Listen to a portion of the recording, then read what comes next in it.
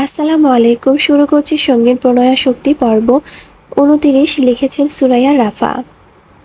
দিনের দ্বিপ্রহর চলমান, দুপুরের ভাত ঘুমে বিভোর পুরো মহল্লা। আকাশের ধূসর মেঘটুকু ধীরে ধীরে কেটে গিয়ে তীক্ষ্ণ সূর্যকিরণে ছেয়ে গিয়েছে কৃত্তিককুঞ্জ। পুরো গলি ফাঁকা, সেই সাথে ফাঁকা পড়ে আছে সুবিশাল বাড়ির লনটাও। এই তো মাস দেড়েক আগের কৃত্তিকের বন্ধুদের হৈ-হুল্লোড় আর কথার বহরে সর্বক্ষণ জমজমাট হয়ে উৎসব মুখর পরিবেশ ঘিরে থাকত বাড়িটাও। দিঘির পাড়ের বৈঠকখানায় বিকেল হলে বসত চায়ের আসর। অথচ মাত্র এই কয়েকদিনের ব্যবধানে সব আনন্দ উল্লাস কেমন ফিকে হয়ে গেল। বাড়িটা সে আগের ভুতুড়ে বাড়ির মতোই ঝিনঝিনে করছে এখন। চারিদিকে কেউ নেই, কেউ নেই, গন্ধটা মারাত্মক পীড়া দিচ্ছে আজকাল। আর এখন এই মুহূর্ত যা সবচেয়েও বেশি পীড়া দিচ্ছে তা হলো ক্রন্দনরত অরুর চিৎকার। ওর কান্নার আওয়াজ মহলের চার দেয়ালের বাড়ি খেয়ে ক্রমাগত প্রতিধ্বনিত হচ্ছে কর্ণকুহরে, যা আরও বেশি ব্যথাতুর শোনাচ্ছে। আজ থেকে বছরখানেক আগেও কি কেউ জানতো যে অরুর নিজের বিলেতবাসীর সৎ ভাইয়ের জন্য এভাবে আর্তনাদ করবে কোনোদিন?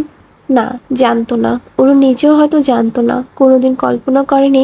অথচ সময় ওকে কোথায় থেকে কোথায় নিয়ে এলো। সবচেয়ে অপছন্দের আর বিরক্তিকর সেই ভাইটার জন্য অরুর এখন কষ্টে দুঃখে জান বেরিয়ে যাচ্ছে। মনে হচ্ছে চোখের সামনে দুনিয়াটা দুলছে, মানসপটে ভেসে উঠেছে শুধু একটা মুখ, একজোড়া ঘোর লাগানো চোখ, নাকে এসে স্পর্শ করছে একটা পছন্দের সুঘ্রাণ। আর কর্ণকুহরে বাড়ি খাচ্ছে গাঢ় গলার আওয়াজে ডাকা একমাত্র শব্দ, তুই আমার হার্টবিট। গত ১ মাস ধরে মানুষটার উপর দিয়ে কি গিয়েছে কে জানে। আচ্ছা, কতটা আঘাত পেয়েছে উনি। আগেরবারও তো মাথায় আঘাত পেয়ে হসপিটালে ভর্তি হতে হয়েছিল, এখন আবারও। এই ১ মাসে কি একবারও অরুর কথা মনে পড়েছিল চেতনাহীন কৃত্তিকের? সবকিছু কবে আবার আগের মতো হবে? আচ্ছা, কৃত্তিক আদৌ বাঁচবে তো? নিজের মনে পায়তারা করে বেড়ানোর হাজারো অনিশ্চিত প্রশ্নের জালে জড়িয়ে গিয়ে ক্রমশ কেঁদে চলেছে অরু। ওর ভালো লাগছে না, দম বন্ধ হয়ে আসছে, মুখের সমগ্র ছড়িয়ে পড়ছে নিমের মতো তেতো স্বাদ, গলাটা শুকিয়ে কাঠ, চোখের দৃষ্টি অস্পষ্ট আর ঝাপসা। দেখে মনে হচ্ছে এখনই মোরসা যাবে মেয়েটা। ওদিকে অরুর এহেন আর্তনাদ শুনে উপর থেকে ছুটে আসেন আজমেরি শেখ আর জাহানারা। অনু ডাইনিংয়ে খাবার পরিবেশন করছিল। ছোট বোনকে হঠাৎ এভাবে ভেঙে চুরে পড়ে কাঁদতে দেখে ও দৌড়ে আসে হলে। তড়িঘড়ি করে অরুকে ধরে রেখেছে ব্যাপার বোধগম্য হতেই তৎক্ষণাৎ শরীরের সর্বশক্তি প্রয়োগ করে অনুকে একটা ঝাটকা মেরে দূরে সরিয়ে দেয় অরু। অরু সরিয়ে দেওয়ার সত্ত্বেও অনু পুনরায় অরুর দিকে এগিয়ে এসে উদ্বিগ্ন কণ্ঠে বলে, অনু বোন আমার, শোন একটু আপার কথাটা। অনু আবারও অরুকে ছুঁতে চাইলে অরু হাতে ভর করে দূরে সরে গিয়ে ঝাঁঝালো গলায় বলে, একদম ছুবি না আমায়, তোরা সবাই মিথ্যেবাদী। অনু আকুতি ভরা কণ্ঠে ফুঁপিয়ে ওঠে, বলল, শোন একটু। অনুর কথার পাছে অরু কাঁদতে কাঁদতে বলল, কি শুনবো? আবার কি গল্প শোনাবি তোরা আমাকে? আমার স্বামী মারা যাচ্ছে আপা। গত ১টা মাস ধরে অপারেশন থিয়েটারে কামরায় দিনরাত অতিবাহিত করছে, অথচ আমি কিছুই জানি না। উল্টো তোরা আমাকে দিনের পর এটা বুঝিয়ে এসেছিস কি আমার জায়নকৃতিক আমার সাথে কথাই বলতে চায় না, আমার সাথে দূরত্ব বাড়াতে চায় বলে আমাকে রেখে ইউএসএ ফিরে গিয়েছে। কেন আপা? কেন তোরা আমার সুন্দর অনুভূতিগুলোকে এভাবে পায়ে পিষে ফেললি বল? শুধু তো ভালোই বেসেছি, অন্যায় তো করিনি। অনুর এত অভিযোগের পাছে অনু ডুকরে কেঁদে উঠল। কাঁদতে কাঁদতে নাক টেনে বলল, আমার কথাটা তো একটু শোন। অনুর মাথা ঠিক নেই। এই মুহূর্তে হৃদয় আর মস্তিষ্ক জুড়ে ঘুরপাক খাচ্ছে শুধুই জায়নকৃতিক, এছাড়া আর কোনো কিছুই শোনার অবস্থাতে নেই ও। তাই অনুর কান্নাকাটিকে খুব একটা গুরুত্ব না দিয়ে টলতে টলতে হলরুম ত্যাগ করে অরু। হেলে দুলে সিঁড়ি ভেঙে উপরে উঠতে উঠতে ধরা গলায় বলে, সবাই ঠকিয়েছে আমায়, আমার আপাও। অরু ধীর পায়ে চলে যাচ্ছে। আজমেরি শেখ সেদিকে তাকিয়ে শান্ত নির্জীব গলায় বললেন, কেউ ঠকায়নি তোমাকে, বরং বাঁচিয়েছে। মায়ের কথায় তার ছেলের হাসি হেসে রুমে ঢুকে ধাপ করে দরজা লাগিয়ে দিল অরু। গভীর রাতে পিকপিক করে দরজার পাসওয়ার্ড খোলার আওয়াজ আচমকা তন্দ্রা ছুটে গেল নীলিমার। তবে তীব্র জ্বরের দাবদাহে ঝাপসা চোখে দুটো দুটো খুলে রাখা যাচ্ছে না মোটেই। মাথাটা ঝিমঝিম করছে। মাতাল মানুষের মতোই এক মনে বিড়বিড় করে যাচ্ছে নীলিমা। কোথায় আছে, কি করছে, কেন করছে কিছুই বোধগম্য নয় ওর। শুধু মনে হচ্ছে খোলা আকাশের শূন্যতায় আপন মনে গা ভাসাচ্ছে ও। একটু পর রুমে এসে হাজির হলো সায়র, হাতে একটা খাবারের পার্সেল, চোখে মুখে বিষণ্ণ। দেখে বোঝা যাচ্ছে বাইরে থেকে ফিরেছে মাত্র। রুমের ভেতরে প্রবেশ করে জ্বরে কাতরাতে থাকা নীলিমার দিকে বুক চিরে একটা দীর্ঘশ্বাস বেরিয়ে এলো সায়রের। গত 1.5 মাস ধরে ওদের চারজনের দিন রাত সমান হয়ে গিয়েছে। কখনো লস অ্যাঞ্জেলস তো কখনো সান ফ্রান্সিসকো। মোট কথা প্রাইভেট জেটে এক প্রকার ডেইলি প্যাসেঞ্জারই করছে ওরা চারজন। তবুও আজ এতগুলো দিন পর একটু স্বস্তিতে বাড়ি ফিরেছিল সায়র। কারণ কৃত্তিকের জ্ঞান ফিরেছে আজ সকালেই। যেভাবে ওর বাঁচার সম্ভাবনাই ক্ষীণ ছিল, ইন্ডিয়ান ডক্টররা প্রাথমিক চিকিৎসা দিয়ে হাল ছেড়ে দিয়েছিল। সেখানে ওরা তিনজন বন্ধু হাল ছাড়েনি কখনো। এশিয়ান ডাক্তারদের বুড়ো আঙ্গুল দেখিয়ে কৃত্তিককে সেদিনই ইমার্জেন্সি ফ্লাইটে উড়িয়ে দিয়ে এসেছিল ইউএসএ। যার ফলস্বরূপ উপরওয়ালার অশেষ রহমত এবং এলিসা, অর্ণব আর সায়রের দৃঢ় মনের জোরে আজ এই পর্যন্ত ফিরে এসেছে কৃত্তিক। কিন্তু সায়রের এহেন দিনের পর দিন অনিয়মিত জীবনযাপন আর দিনারত ডেইলি প্যাসেঞ্জারিতে আরেকজন যে একাকী বিষণ্ণতায় দিন কাটাতে গিয়ে ধীরে ধীরে অসুস্থ হয়ে যাচ্ছিল তা আর ঠাউর করে উঠতে পারেনি সায়র। বন্ধুমহলের সব থেকে স্ট্রং আর দৃঢ় মনোবল সম্পন্ন বেস্ট ফ্রেন্ড এমন জীবন মরণের সন্নিহিত সময় দাঁড়িয়ে অন্য কিছুতে মনোনিবেশ করার কথা যেমন নয়, ঠিক তেমনই এমন একটা পর্যায়ে দাঁড়িয়ে সায়রও পারেনি নীলিমার যত্ন নিতে, ওকে যথাযথ মূল্যায়ন করতে, যার ফলে নীলিমা আজ পুরোপুরি বিছানায় শয্যায়। ভাগ্যিস নীলিমার আব্বাজান এখানে নেই, নইলে আদরের মেয়ের এমন নাজেহাল অবস্থা দেখে তিনি সায়রের কয়টা হাড্ডি আস্ত রাখতেন সেটাই ভাবনার বিষয়। নীরবে নীলিমাকে কিছুক্ষণ পর্যবেক্ষণ করতে করতে আবারও দীর্ঘ নিঃশ্বাস বেরিয়ে এলো সায়রের বুক চিরে। পরক্ষণে নিজের ভাবনা থেকে বেরিয়ে এসে এক নজরে ঘড়ির কাঁটায় চোখ রাখলো সায়র। দেখলো রাত তখন 1:30টার কাছাকাছি। এত রাত হয়ে গিয়েছে, অথচ এখনো নীলিমার কিছুই খাওয়া হয়নি। সেই ভেবে সায়র তাড়াহুড়ো করে জামা কাপড় ছেড়ে পাজামা সেট গায়ে চড়ালো। অতঃপর পার্সেলের খাবারগুলো প্লেটে করে নিয়ে এলো নীলিমার কাছে। নীলিমা তখনও একমনে বিড়বিড়াচ্ছে। সায়রকে আলগোছে নিয়ে নিজের বুকের সাথে হেলান দিয়ে বসিয়ে একটু একটু করে খাবার তুলে দিতে লাগলো নীলিমার মুখে। নীলিমা কতক্ষণ চিবোচ্ছে তো কতক্ষণ খাবার গালে নিয়ে থম মেরে বসে আছে। ওর মাথাটা টলছে। সায়র নিজের ঘাড়টা বাঁকিয়ে ওর মুখের দিকে তাকিয়ে শান্ত সুরে শুধালো, কি হলো, খাচ্ছ না কেন? বেশি খারাপ লাগছে? নীলিমা চোখ বুজিয়ে হ্যাঁ সূচক মাথা নাড়ালো। এই তো আমি ফিরে এসেছি, এবার সব ঠিক হয়ে যাবে, আমি সব ঠিক করে দেব, তোমাকে আর একা থাকতে হবে না। সায়র মোটেও বউকে অবহেলা করার মতো ছেলে নয়। একটু সুস্থ হও, তারপর পুরো আমেরিকা চষে বেড়াবো আমরা দুজন, প্রমিস? একমনে কথাগুলো বলে আবারও নীলিমার মুখে খাবার তুলে দিতে ব্যস্ত হয়ে পড়ল সায়র। একে একে খাবার আর ওষুধ খাইয়ে হাত পা মুছিয়ে নীলিমাকে পুনরায় বেডে শুয়ে দিল সায়র। অতঃপর সব কিছু গুছিয়ে রাখতে বেড ছেড়ে উঠে দাঁড়ালো ও। তৎক্ষণাৎ পেছন থেকে সায়রের আঙ্গুলটা টেনে ধরে অস্পষ্ট গলায় নীলিমা বলল, আমার শীত করছে, এখানে অনেক ঠান্ডা, জলদি আসুন। সায়র ঘাড় ঘুরিয়ে তাকিয়ে দেখতে পেল সত্যি নীলিমার চিবুক কাঁপছে থরথরিয়ে। মনে হয় জ্বরটা আবারও মাথাচাড়া দিয়ে উঠেছে। অথচ নীলিমার শরীরের দুটো কমফোর্টার।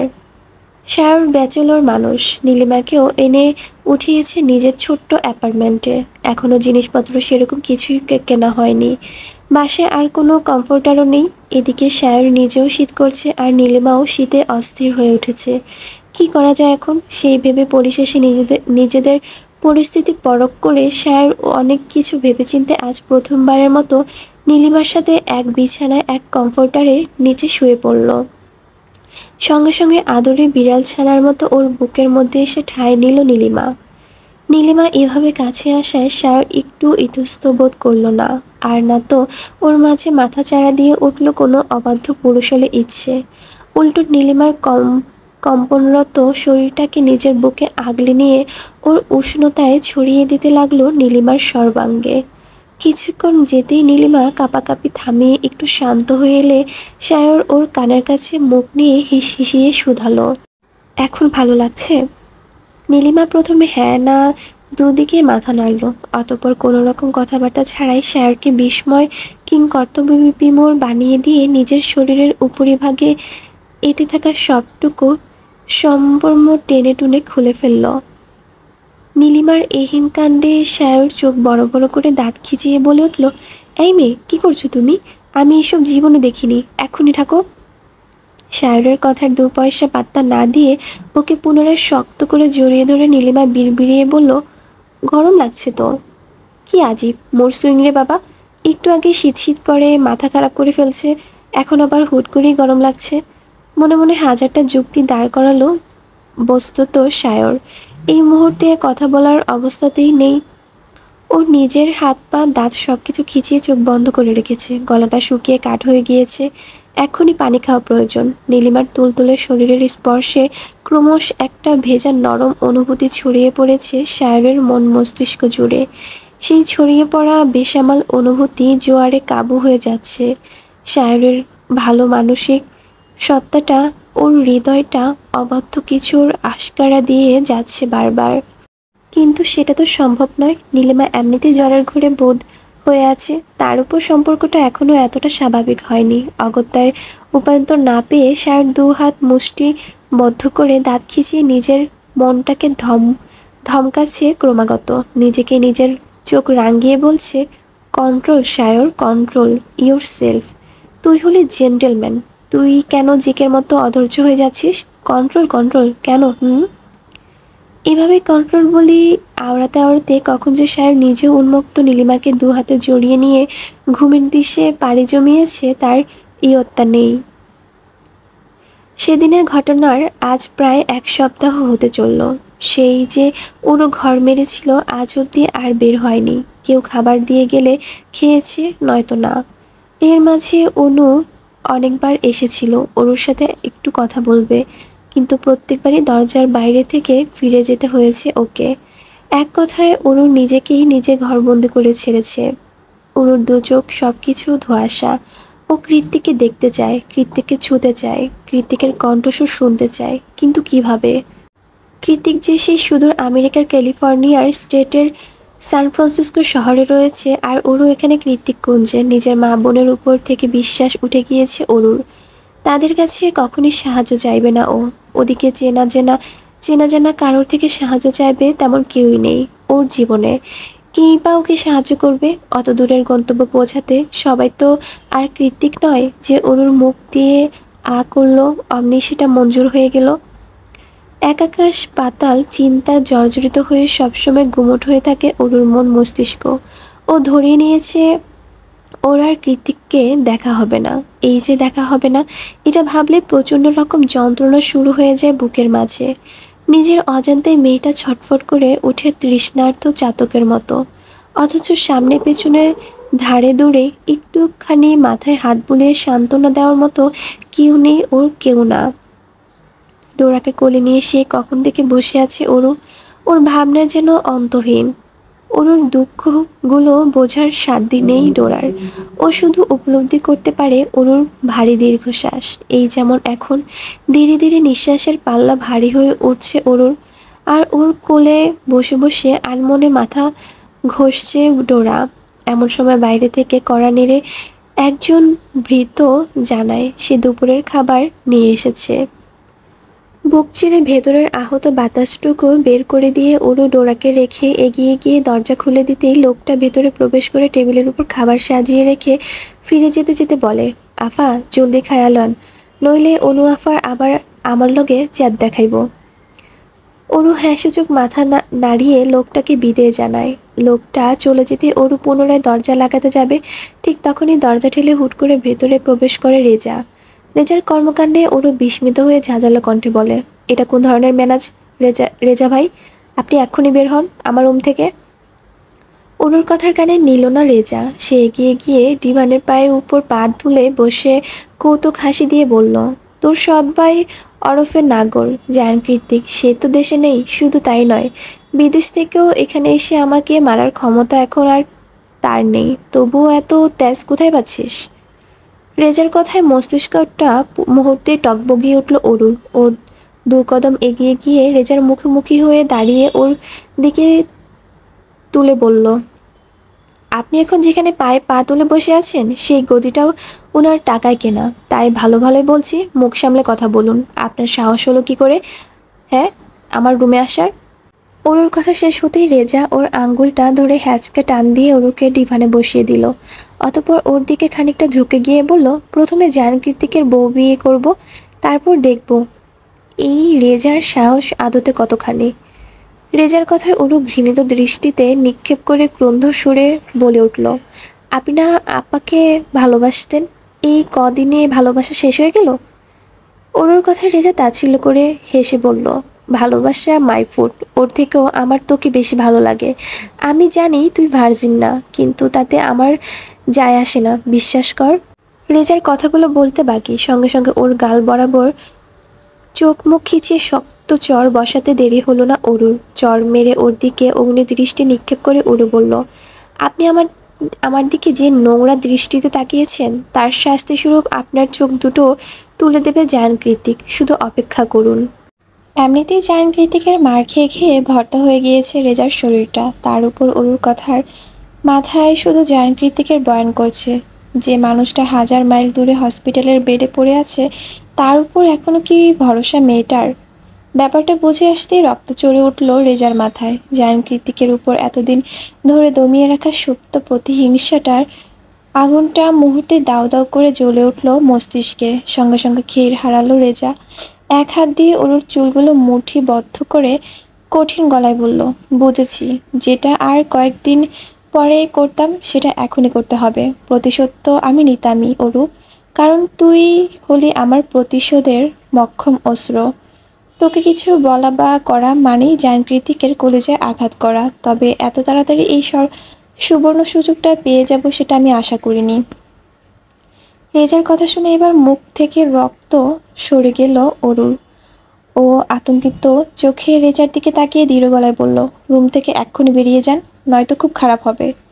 রেজা কুটিল হেসে নিজ পাঞ্জাবির বোতামগুলো খুলতে খুলতে বলল, কেন খারাপ কেন হবে?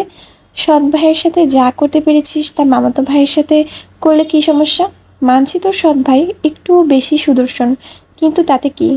চেয়ে দেখ, তোর সৎ ভাইয়ের থেকে আমার বয়স কম। ওনাকে সৎ ভাই বলে বলে আপনি মোটেও আমাকে দুর্বল করতে পারবেন না। উনি আমার স্বামী। উপরওয়ালার নাম নিয়ে 3 কবুল বলে বিয়ে করেছেন উনি আমায়। আর নিজেকে জায়ান কৃত্তিকের সাথে তুলনা করা বন্ধ করুন। তার নখের যোগ্যতাও নেই আপনার। কথাটা বলে রেজাকে 2 হাতে ধাক্কা দিয়ে সরিয়ে দিল অরু। তারপর তাড়াহুড়ো করে ডিভান থেকে উঠে গিয়ে পা বাড়ালো বাইরের দিকে, কিন্তু যেতে আর পারল না। তার আগেই ওর টপসের গলাটা শক্ত হাতে টেনে ধরল রেজা। একটানে অরুকে নিজের কাছে এনে দাঁড় করিয়ে ওর দিকে চোখ রাঙানো দৃষ্টিপাত করে বলল, আমার হাত যে ঠিক কতটা লম্বা তা তুই কল্পনা করতে পারবি না অরু। তাই ভালোই ভালোই বলছি, চুপচাপ বিছানে গিয়ে শুয়ে পড়। এবার সত্যি সত্যি ভয় পাচ্ছে অরু। এই মুহূর্তে এরকম একটা বাজে পরিস্থিতিতে পড়ে ওর অন্তরাত্মা থরথরিয়ে কাঁপছে। এতটা সাহস দেখিয়ে ওরে যাকে দমানো যাচ্ছে না মোটে। সেই ভেবে অপারগ অরু এবার সত্যি সত্যি ঠোঁট ভিজে কেঁদে উঠল। রেজার থেকে নিজেকে ছাড়ানোর বৃথা চেষ্টা করতে করতে বলল, ছেড়ে দিন, ভালো হবে না একদম। এই এই পাপের চরম শাস্তি পাবেন আপনি। যখন এর পাপ তখন দেখা যাবে, এখন এনজয় করি, কি বলিস? ক্রুদ্ধ হেসে কথাটা বলে রেজা যখনই অরুর কাছাকাছি আসতে উদ্যত হবে, ঠিক তখনই ওর গলা বরাবর আছড়ে পড়ে একটা শক্তপোক্ত হাতের চপটঘাত। ভীষণ জোরে থাপ্পড় খেয়ে তাল সামলাতে না পেরেই 2 কদম পিছিয়ে যায় রেজা। সঙ্গে সঙ্গে ওর অন্য গালে আবারও চর বসিয়ে দিল আগন্তুক। থাপ্পড় খেয়ে রেজা ধরাশয়ী হয়ে তাড়াহুড়ো করে রুম ত্যাগ করলো। ও সরে যেতে অরু দেখতে পায় অনু দাঁড়িয়ে আছে ওর মুখ বরাবরই। রাগের তোপে রক্তিম হয়ে উঠেছে অনুর সমগ্র মুখশ্রী, যেন এখনই রেজাকে সর্বে সর্বা বিনাশ করবে ও। ওদিকে অনুকে দেখা মাত্র এক ছুটে ওর বুকের উপর এসে হুমড়ি খেয়ে পড়ল অরু। শব্দ করে কেঁদে উঠে অতি আপন সুরেই ডাকলো অনুকে, আপা। বিকেল ছাপিয়ে গোধূলি আভায় ছেয়ে গিয়েছে চারিপাশ। বাড়ির পেছনে পাখিদের কিচিরমিচির শব্দ শুনেই বোঝা যাচ্ছে আরেকটু পরে সন্ধ্যা আঁধারের পর্দা টেনে রাত নেমে আসবে ধরণী জুড়ে। তখনও গলির মাথা থেকে ভেসে আসছে মুয়াজ্জিনের সুমধুর আহ্বান। বোধহয় আসরের সালাতের সময় হলো। অরুর কোলে মাথা রেখে শুয়ে নিষ্প্রভ চোখে বাইরে চেয়ে আছে অরু। ওর দৃষ্টি অনুসরণ করে অনুও তাকিয়েছিল এতক্ষণ। হয়তো অরুকে একটু স্বাভাবিক হয়ে ওঠার জন্য সময় দিচ্ছিল, কিন্তু এখন তো অনুকেও বাড়ি ফিরতে হবে। তাই কোনোরূপ সময় নষ্ট না করেই হাত বাড়িয়ে অরুর চোখের সামনে পাসপোর্ট, ভিসা আর বোর্ডিং পাসের কাগজগুলো এগিয়ে দিল অনু। চোখের সামনে পাসপোর্ট দেখতে পেয়ে হকচকিয়ে উঠে বসলো অরু। অতঃপর সেগুলোকে হাত দিয়ে উল্টে পাল্টে দেখে বিস্মিত চোখে অনুর পানে তাকিয়ে অরু শুধালো, এগুলো তো আমার, তুই এগুলো কিভাবে? না মানে। অরুর কথার মাঝপথে অনু মুচকি হেসে ওর কপালে হাত বুলিয়ে জানায়, প্রত্যয় সাহায্য করেছে। এই সপ্তাহেই তোর ফ্লাইট।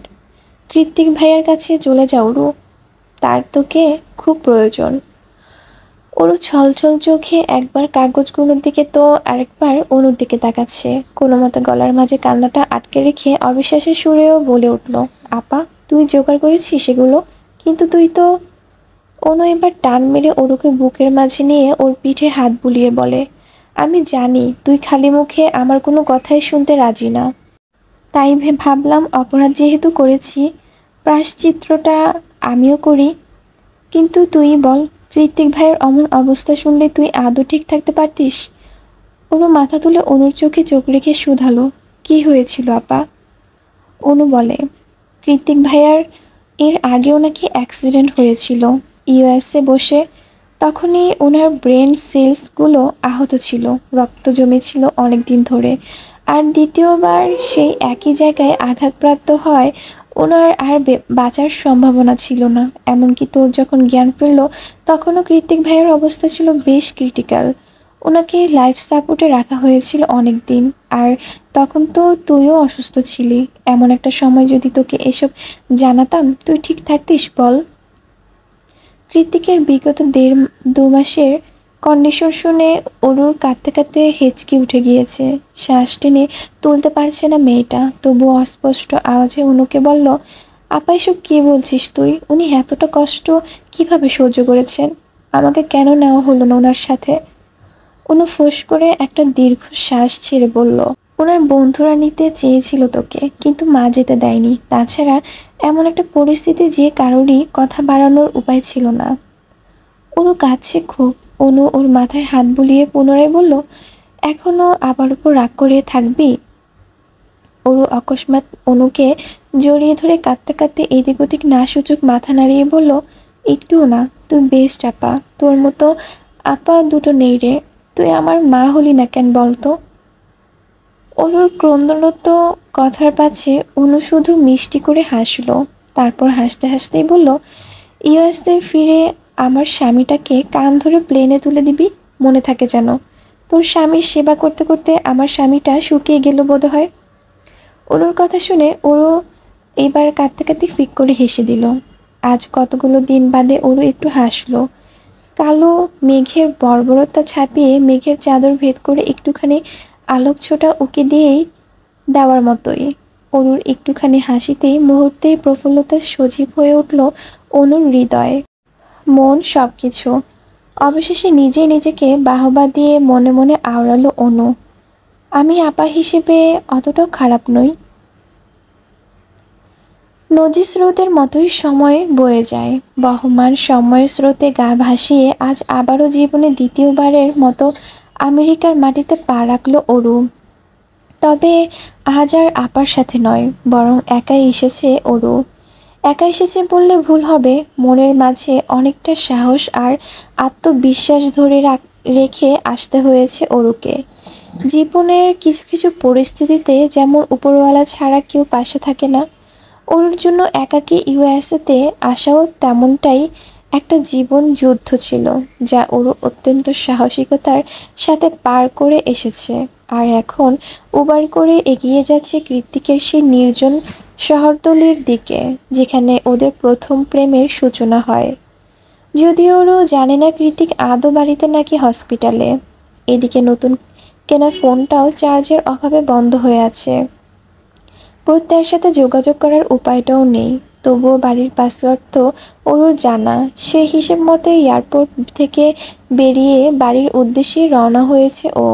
এখনো অনেকটা পথ যাওয়া বাকি, যদিও ওরও আমেরিকাতে, কিন্তু এই মুহূর্তে ওর মনটা পড়ে আছে সুদূর কৃত্তিক কুঞ্জে। কাল আসার আগ মুহূর্তের প্রত্যেকটা ঘটনা মস্তিষ্কে ঘুরপাক খাচ্ছে বারবার। সেসব ভাবতে ভাবতেই গাড়ির ব্যাক সিটে ক্লান্ত শরীরটাকে এলিয়ে দিল অরু। কাল যখন অরু নিজের ট্রলি সমেত বেরিয়ে যাচ্ছিল আজমেরি, সে কেন যেন তখনও নিশ্চুপই ছিলেন। বোধ করি তার দাম্ভিকতা, তার জিদি মানসিকতা কিছুটা হলেও ক্ষীণ হুঁশে এসেছে এতদিনে। তবে বিগত কয়েকদিন আগের ঘটনার প্রেক্ষিতে অরু আর নিশ্চুপ ছিল না। এগিয়ে গিয়ে মায়ের সামনে দাঁড়িয়ে অশ্রুকণা বিসর্জন দিতে দিতে ক্রুদ্ধ গলায় বলেছিল, আমি চলে যাচ্ছি মা, পারলে দোয়া করো, না পারলে প্রয়োজন নেই, তবুও একটু শান্তিতে থাকতে দিও। অনেক তো হলো, এবার না হয় আমাকে আমার জীবনটা বুঝে নিতে দাও। মেয়ের কথার পাছে আজমেরি শেখ টু শব্দটিও করেনি। মায়ের স্থির মূর্তির দিকে দৃষ্টিপাত করে অরুণ পুনরায় বলে, যেদিন তুমি তোমার ভাইয়ের পরিবারকে পুরোপুরি ত্যাগ করতে পারবে সেদিন জানিও আমি চলে আসব। এবারে গভীর গলায় ছোট্ট করে উত্তর দিলেন আজমেরি শেখ, ভালো থেকো। মায়ের মুখ থেকে ভালো থেকো শব্দটা শুনে অরু কি একটু কষ্ট পায়নি? পেয়েছে তো। তবে ও সেটা নিছকে আন্তরিকতা ভেবে উড়িয়ে দিল। অতঃপর অনুর কাছে এগিয়ে গিয়ে ডোরাকে অনুর হাতে তুলে দিয়ে বলল, আমার মেয়েটাকে দেখে রেখে সাপা। ডোরার মাথায় হাত বুলিয়ে অনু মৃদু হেসে বলল, তোর মেয়ে? অনু হ্যাঁ সূচক মাথা নাড়িয়ে জবাব দিল, পিতা মহামান্য জায়ান কৃতিক চৌধুরী আর মাতা মহাদয় অরোরা জায়ান। হঠাৎ গাড়িতে ব্রেক কষায় সম্বিত ফিরে পেল অরু। তন্দ্রা ছুটি গিয়ে হকচকিয়ে উঠে ড্রাইভারকে উদ্দেশ্য করে বলল, হোয়াট হ্যাপেন? ড্রাইভার জানালো ওরা গন্তব্যে এসে গিয়েছে। কথাটা শোনা মাত্রই অরুর হৃদস্পন্দন দ্বিগুণ তালে বেড়ে গেল। ও খেয়াল করলো হৃদস্পন্দনের সমান তালে ওর হাত পাগুলো কাঁপছে, খুশিতে নাকি ভয় কে জানে। অবশেষে সকল জল্পনা কল্পনা ইতি টেনে অনেকটা সময় নিয়ে শ্বাস প্রশ্বাস স্বাভাবিক করে লম্বা একটা শ্বাস নিয়ে গাড়ি থেকে নামলো অরু। সন্ধ্যা রাত, তবে ল্যাম্পপোস্টের আলোয় চারিদিক ঝকঝক পরিষ্কার। সেই পরিষ্কার আলোতেই অরু স্পষ্ট দেখল এটা কৃত্তিকের বাড়ি নয়, কিংবা সে রাস্তাও নয়। তাহলে এটা কোথায়? কথাটা ভাবতে আতঙ্ক রক্তশূন্য হয়ে গেল অরুর মুখ চোখ। ও চকিতে পেছনে ঘুরে লোকটাকে কিছু বলতে যাবে, তার আগেই দৃশ্যগত হলো কালো জ্যাকেট পরিহিত বয়স্ক গোছের আর একটা লোক। ল্যাম্পপোস্টের আলোয় লোকটার চেহারা স্পষ্ট দেখতে পেয়ে অরু অস্পষ্ট বলে উঠল, অরুর মুখ থেকে শব্দটা উচ্চারিত হওয়ার আগে গ্লাভস পরিহিত লোকটা ওর মুখের ওপর সাদা রঙের রুমাল জাতীয় কিছু একটা চেপে ধরে সঙ্গে সঙ্গে অবচেতন হয়ে মাটিতে লুটিয়ে পড়ে অরুর ক্লান্ত পরিশ্রান্ত অসাড় শরীরটা। Excuse me sir, you can't smoke right now. কথাটা বলে কৃত্তিকের হাত থেকে দেয়াশলায় আইরিশ সিগারেট নিয়ে চলে গেল সিস্টার। কৃত্তিক সেদিকে তাকিয়ে চোখ মুখ শক্ত করে একটা বিরক্তির নিঃশ্বাস ছাড়ল। অতঃপর উঠে চলে গেল কেবিনের ড্রেসিং রুমে। শারীরিক দিক থেকে এখন মোটামুটি ফিট আছে কৃত্তিক, তবে ট্রিটমেন্ট এখনও শেষ হয়নি, যার দরুন প্রত্যয় ওকে ধরে বেঁধে হসপিটালে রেখে দিয়েছে। এখন দিন রাত এখানে শুয়ে থেকে স্যালাইন নাও, সকালে বিকাল বডি টেস্ট করাও, সিটি স্ক্যান করাও, এসব নিয়ে বেশ বিরক্ত কৃত্তিক। এই যে সন্ধ্যাবেলা স্যালাইন শেষ হয়েছে বলে ছাড়া পেয়ে একটু স্মোক করতে চাইল, সেটাও কেড়ে নিল সেবিকা সাহেব বিরক্তি করে। কৃত্তিক ড্রেসিং রুম থেকে জামা কাপড় বদলে শার্টের বোতাম লাগাতে লাগাতে বের হতেই দেখল প্রত্যয় হাজির। তবে ওকে উদ্বিগ্ন দেখাচ্ছে। ওর উদ্বিগ্ন চেহারা দেখে কৃত্তিক কিছু জিজ্ঞেস করবে, তার আগেই প্রত্যয় বলল, হঠাৎ চেঞ্জ করলেন কেন ভাই? বাড়িতে ফিরব, ছোট্ট করে উত্তর দিল কৃত্তিক। কিন্তু ওর উত্তরে খুশি হতে পারল না প্রত্যয়। সহসায় ভ্রুকুঞ্চিত করে বলে উঠল, বাড়ি ফিরবেন মানে? আপনার ট্রিটমেন্ট তো এখনো শেষ হয়নি।